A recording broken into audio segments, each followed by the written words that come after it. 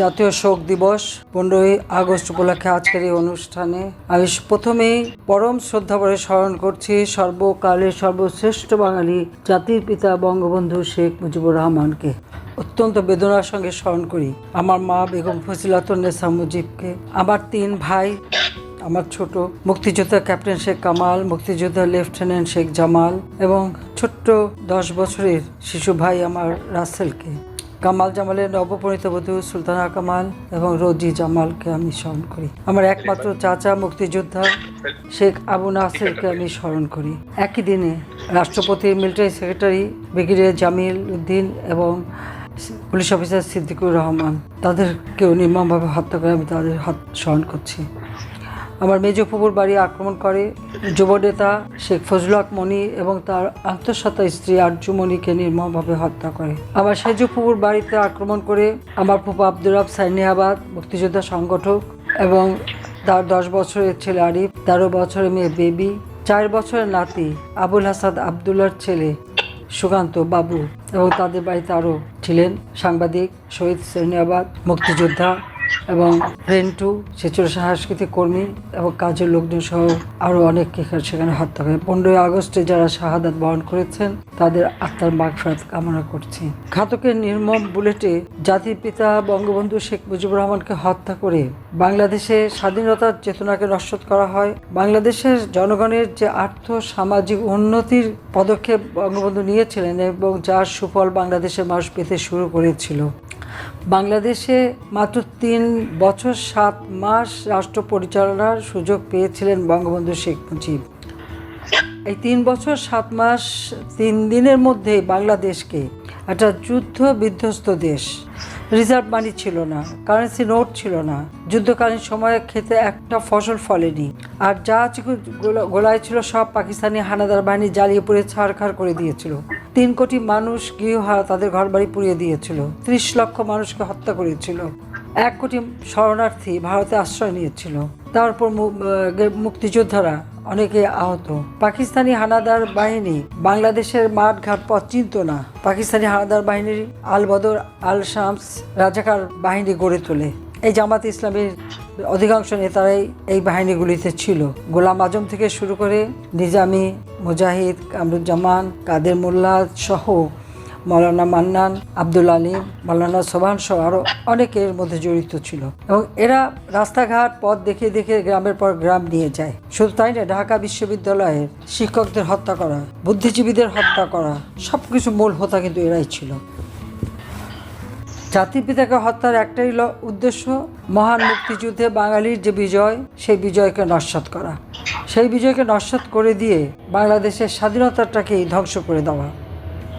আমি আরিয়ানা বিদেশে ছিলাম, আমরা বেঁচে গিয়েছিলাম, কিন্তু এই একদিনে যখন বাবা মা ভাই সব হারালাম, দেশ হারালাম, বিদেশের মাটিতে আশ্রয় নিয়ে থাকতে হয়েছিল 6 বছর। আর বাংলাদেশের ভিতরে এই সময় প্রতিনিয়ত হত্যাকু ষড়যন্ত্র চলছিল। এই হত্যাকু ষড়যন্ত্রের মধ্য দিয়ে অবৈধভাবে প্রথমে ক্ষমতায় আসলো মুস্তাক, 3 মাসও টিকতে পারেনি। এরপর আসলো জিয়াউর রহমান, কারণ মুস্তাক জিয়াউর রহমান খুব ঘনিষ্ঠ ছিল, এই চক্রান্তের সঙ্গে সম্পূর্ণ জড়িত ছিল বলে খন্দকার মুস্তাক নিজেকে রাষ্ট্রপতি ঘোষণা দিয়েই জিয়াউর রহমানকে সেনাবাহিনী প্রধান নিয়োগ দিয়েছিল। আর জিয়াউর রহমান সেনাবাহিনী প্রধান হয়েই সে নিজেকে রাষ্ট্রপতি হিসেবে ঘোষণা দিয়ে ক্ষমতা অবৈধভাবে দখল করে। এবং খুনি যারা আত্মস্বীকৃত, এই কর্নেল ফারুক রশিদ বিবিসিতে ইন্টারভিউ দিয়ে বলেছিল তাদেরকে আবার কে বিচার করবে, তাদেরকে ইনডেমনিটি দিয়েছিল, দায় মুক্তি। আমরা যারা 15ই আগস্ট আপনজন হারিয়েছি, আমরা বাবা মা ভাই কারো বিচার পাবো না, কারো হত্যার বিচার পাবো না, মামলা করতে পারবো না। 6 বছর পর আমি দেশে ফেরার সুযোগ পেলাম যখন আওয়ামী লীগ আমাকে সভাপতি নির্বাচিত করলো। এবং 80 সালে আমি লন্ডনে যে আওয়ামী লীগকে সুসংগঠিত করেছিলাম, কাজ করেছিলাম, আর 81 সালের কাউন্সিলে আমাকে নির্বাচিত করেছিলেন। একরকম জোর করেই আমি দেশে ফিরে আসি। জিয়াউর রহমান অনেক রকম বাধা দিয়েছিল, অনেক উদ্ভট কথা বলেছিল, আমি তালপট্টি বিক্রি করে দিয়ে আসছি, দেশ বিক্রি করে দিয়ে আসছি, অনেক কথা বলেছিল। কিন্তু বাংলাদেশের মানুষ সেই দিন আমাকে আপন করে নিয়েছিল। আমার এখনও মনে পড়ে 81 সালে 17ই মে যখন বাংলাদেশের মাটিতে নামলাম, আমি দেখলাম হাজার হাজার মানুষ, লাখ লাখ মানুষ সেখানে। কিন্তু 30শে জুলাই যেদিন বাংলাদেশ ছেড়ে যাই, কামাল জামাল রাসেল, কামাল জামালের নবপরিণত বন্ধুরা সবাই এয়ারপোর্টে ছিল, কিন্তু আমি ফিরে এসে তাদেরকে তো আর দেখলাম না। কিন্তু আমি পেয়েছিলাম বাংলার মানুষকে, আর পেয়েছিলাম সারি সারি কবর। সেই দিন থেকে ঘোষণা দিয়েছিলাম এবং সিদ্ধান্ত নিয়েছিলাম এই বাংলার মানুষই আমার পরিবার। যে বাংলাদেশের মানুষের অধিকার প্রতিষ্ঠা করতে চেয়ে সেই 1948 সালে ভাষা আন্দোলন থেকে শুরু করে ধাপে ধাপে বাংলাদেশের মানুষকে স্বাধীনতার চেতনায় উদ্বুদ্ধ করে জাতিপিতা বঙ্গবন্ধু শেখ মুজিবুর রহমান এই দেশকে স্বাধীন করেছেন। আমরা মুক্তিযুদ্ধে বিজয় অর্জন করে দেশ শত্রুমুক্ত হয়েছে। বাংলাদেশের মানুষের আর্থসামাজিক উন্নতি করেছেন। বাংলাদেশের ইতিহাসে প্রবৃদ্ধি 9% তুলেছিলেন জাতির পিতা বঙ্গবন্ধু শেখ মুজিবুর রহমান। আজ পর্যন্ত কেউ সেটা পারেনি। এই পাকিস্তানি হানাদার বাহিনী আমাদের নারী সমাজকে সেই 14 বছরের শিশু কন্যা থেকে শুরু করে বহু মহিলাদের নিয়ে পাকিস্তানি হানাদার বাহিনীর ক্যাম্পে দিয়েছিল তাদের বিনোদনের জন্য। দিনের পর দিন তারা ধর্ষিত হয়, তাদের শরীর ক্ষত বিক্ষত, তাদের যে কি দুরবস্থা ছিল সেটা আপনারা হয়তো এখন কল্পনাও করতে পারবেন না। তো তখন অনেকেরই লেখা আছে, অনেক কিছু খুঁজে দেখতে পারেন। সেইভাবে তাদেরকে নির্যাতন করা হয়। জাতির পিতা বঙ্গবন্ধু শেখ মুজিবুর রহমান তাদেরকে যখন মুক্তিযুদ্ধের পর উদ্ধার করা হয় তাদের চিকিৎসার ব্যবস্থা করেন। দেশ বিদেশ থেকে ডাক্তার নার্স নিয়ে তাদের চিকিৎসা করান। আমার মা নিজে তাদের হাসপাতালে দেখতে যান, তাদেরকে দেখতে যান এবং এদেরকে সুস্থ করে তুলে। অনেক মেয়েদের হয়তো বাবা মা তাদেরকে ঘরে ফেরত নিতে চায়নি। আমার মা আয়োজন করেছিলেন, গণবিবাহ দিয়েছিলেন। প্রত্যেকে নিজের বাড়ি থেকে সেই বিবাহ দেন। এই বিবাহের সময় প্রশ্ন ওঠে বাবার নাম, বাড়ির ঠিকানা।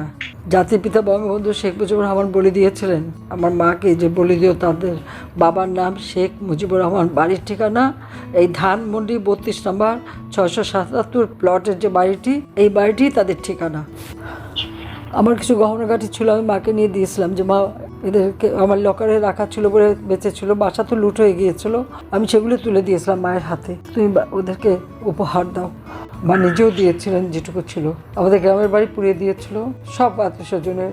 আমাদের 32 নম্বর পাকিস্তানি হানাদার বাহিনীর দখলেই ছিল, সব লুটপাট করেছিল। আমার মা, আমি, জামাল, রেহানা, রাসেল আমাদেরকে গ্রেপ্তার করে ধানমন্ডি বর্তমান 9A, তখন ছিল 18 নম্বর বাড়ি, 18 নম্বরের 26 নম্বর বাড়ি, এখন একটা মাল্টি স্টেট বিল্ডিং, তখন ছিল একটা একতলা বাড়ি। আমাদের সেখানে বন্দি করে রেখেছিল। আমি তখন অন্তঃসত্ত্বা ছিলাম। আমার ছেলে জয় কিন্তু ওই বন্দিখানায় তার জন্ম হয়। স্বাধীনতার পরে এই নারীদের পুনর্বাসন করা, আহত মুক্তিযোদ্ধাদের চিকিৎসার ব্যবস্থা এবং একটা বাংলাদেশকে একটা রাষ্ট্র পরিচালনা করা, রাষ্ট্র হিসেবে গড়ে তোলা এবং একটি সংবিধান উপহার দিয়েছিলেন। সেই সংবিধানের ভিত্তিতে 73 সালে একটা নির্বাচন অনুষ্ঠিত হয় এবং সেই পার্লামেন্টে যুদ্ধাপরাধীদের বিচারের জন্য আইন করা হয় এবং যুদ্ধাপরাধীদের বিচারও শুরু হয়। যদিও গোলাম আজম পাকিস্তানি পাসপোর্ট নিয়ে পাকিস্তানে চলে গিয়েছিল, তাছাড়া আরও অনেকেই পাকিস্তানি পাসপোর্ট নিয়ে চলে গেছে, তারা বাংলাদেশে বিশ্বাসই করতো না। আজকে বঙ্গবন্ধু মেমোরিয়াল মিউজিয়াম কি অপরাধ করছে ওই বাড়িটা তো আব্বা দিয়ে দিয়েছেন সেই নির্যাতিতা নারীদের। ওই বাড়িটা তো জনগণের। আমি রেহানা উত্তরাধিকার সূত্রে পেয়েছিলাম, আমরা তো বাড়িটা ভোগ করিনি, কারণ আমরা জানতাম যেটা জনগণের সম্পত্তি। আমার বাবা বলে গেছেন। আমরা বঙ্গবন্ধু মেমোরিয়াল ট্রাস্ট গঠন করে ট্রাস্টকে দান করে দিয়েছি। আর এই ট্রাস্টের মাধ্যমে অনেক নির্যাতিতা নারী, শিশু, তারপর শিশুদের শিক্ষা, আমাদের গ্রেনেড হামলায় আহত বা আওয়ামী লীগের অনেক দুস্থ নেতাকর্মী সবাইকে আমি সাহায্য করতাম, যারাই আসতো, এবং আমরা বৃত্তি দিতাম। প্রায় 1800 ছাত্রছাত্রী বৃত্তি পেত আমাদের এই ট্রাস্টের থেকে। সব বন্ধ আজকে। কতজনকে মাসে মাসোহারা দিতাম, কাউকে 10,000, কাউকে 8,000, কাউকে 9,000, বুঝে সবাইকে আমরা মাসোহারা দিতাম। এই দুস্থ যারা পঙ্গু হয়ে গেছে, বোমা গ্রেনেড হামলায় আহত সব, আজকে তারা হাহাকার করে বেড়াচ্ছে। প্রথমে আগুন দিল, তাতেও তাদের মন ভরেনি। এরপর বুলডোজার দিয়ে ভেঙে সেই ইসলামিক পতাকা উড়িয়ে দিল, আর সেখানে লুঙ্গি ডান্স। আপনি একবার চিন্তা করে দেখেন। কিন্তু এই নির্যাতন, এই অত্যাচার এবং জামাত, শিবির, বিএনপি খুন খারাপি, দখলদারিতে ব্যস্ত, অগ্নিসন্ত্রাসে ব্যস্ত, আর জামাত তো হাত কাটা, পা কাটা, রক কাটায় ওস্তাদ। আর সেই সাথে প্রত্যেকটা বিশ্ববিদ্যালয় থেকে শুরু করে সকল জায়গায় আপনারা দেখবেন সব জামাতের লোক বসে গেছে। যাক, আমি অনেক সময় নিলাম। আমি এটুকু বলবো যে আজকে এই 15ই আগস্ট সবাই দোয়া করবেন। এই আগস্ট মাসের কোনো অনুষ্ঠান তারা করতে দেবে না ঘোষণা দিয়েছে। আমার আবেদন, যে যেখানে আছেন যেভাবে থাকবেন সবাই হাত তুলে দোয়া করবেন জাতির পিতা বঙ্গবন্ধু শেখ মুজিব এবং আমার পরিবারের সব সদস্যের জন্য যারা 15ই আগস্টে শাহাদাত বরণ করেছেন। আপনারা যেখানে যেভাবে পারবেন নিজেরা একটু কালো ব্যাজ ধারণ এবং বঙ্গবন্ধুকে স্মরণ করা এবং তার জন্য দোয়া, গির্জা মন্দিরে প্রার্থনা করবেন, এটুকু আপনাদের কাছে শুধু চাই।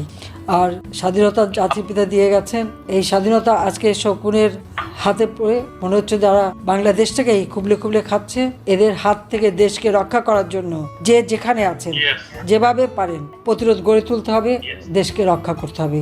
এই বাংলাদেশকে আমরা উন্নয়নশীল দেশ হিসেবে গড়ে তুলব এবং উন্নত দেশ হিসেবে 2041 সালের মধ্যে গড়ে তুলে জাতির পিতার স্বপ্ন আমরা বাস্তবায়ন করব। জাতির পিতা আমাদের স্বাধীনতা দিয়ে গেছেন, দেশ দিয়ে গেছেন, আমাদের সকলের দায়িত্ব, প্রত্যেকটা নাগরিকের দায়িত্ব এই দেশকে এই শকুনের হাত থেকে রক্ষা করা। কাজে সবাই ভালো থাকেন, দোয়া করেন যা আল্লাহ রাব্বুল আলামিন আমাদেরকে যেন এই শোক সইবার শক্তি দেয়। সবাইকে ধন্যবাদ। জয় বাংলা, জয় বঙ্গবন্ধু, বাংলাদেশ চিরজীবী হোক। খোদা হাফেজ। জুলাই অভ্যুত্থান, যার মধ্য দিয়ে 1.5 দশক ধরে ক্ষমতায় থাকা আওয়ামী লীগ সরকারের পতন হয়, সে সময় রাজনৈতিক দলগুলোকে সম্মুখ সারিতে দেখা না গেলেও পরবর্তী সময়ে এর কৃতিত্বের দাবি করতে দেখা গেছে। তাদের ভূমিকা কতটা ছিল সেটা নিয়ে বিশ্লেষকসহ অনেকের মধ্যেই প্রশ্ন রয়েছে।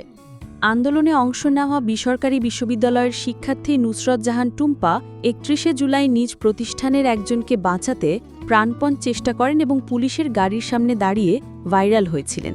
তিনি বিবিসিকে বলছিলেন তিনি নিজের পাশে কোনো দল বা সংগঠন দেখেননি, আশেপাশের সবাইকে সাধারণ শিক্ষার্থী, জনগণ ও সহযোদ্ধা হিসেবেই লিখেছেন, যাদের কোনো দলীয় ট্যাগ ছিল না।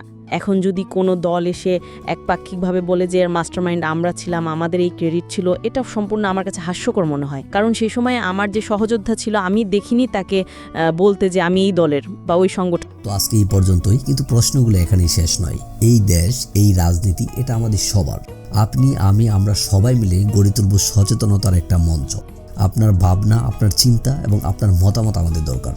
তাই কমেন্টে লিখে জানান এই মুহূর্তে আপনি কি ভাবছেন এবং আপনি কোন দিকে তাকাচ্ছেন। রিপাবলিক অ্যান্ড পলিটিক্স কেবল খবর বা বক্তব্যের জায়গা নয়, এটা একটা ভিন্ন মতের প্ল্যাটফর্ম। এখানে প্রশ্ন করার সাহস আছে, সত্যের পেছনে ছুটে চলার স্পর্ধা আছে। চ্যানেলটি ভালো লাগলে অবশ্যই সাবস্ক্রাইব করে পাশে থাকুন, কারণ একটা ক্লিকেই হতে পারে হাজারো অন্ধকার ভেদ করে আলো খোঁজা শুরু। ফিরছি পরের পর্বে আরও খোলামেলা বিশ্লেষণ নিয়ে। সে পর্যন্ত সবাই ভালো থাকুন, সুস্থ থাকুন। আল্লাহ হাফেজ।